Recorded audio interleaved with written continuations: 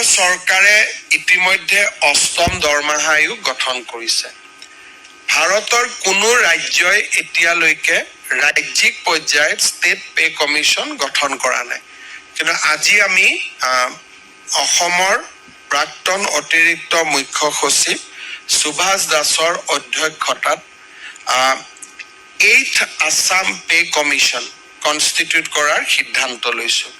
এতিয়ালৈকে ভাৰতৰ কোনো ষ্টেট গভৰ্ণমেণ্টে পে কমিশ্যন কনষ্টিটিউট কৰা নাই।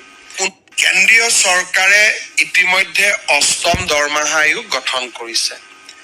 ভাৰতৰ কোনো ৰাজ্যই এতিয়ালৈকে ৰাজ্যিক পৰ্যায়ত ষ্টেট পে কমিশ্যন গঠন কৰা নাই। কিন্তু আজি আমি অসমৰ প্ৰাক্তন অতিৰিক্ত মুখ্য সচিব সুভাষ দাসৰ অধ্যক্ষতাত 8th Assam pay commission constitute কৰাৰ সিদ্ধান্ত লৈছো। এতিয়ালৈকে ভাৰতৰ কোনো ষ্টেট গভৰ্ণমেণ্টে পে কমিশ্যন কনষ্টিটিউট কৰা নাই।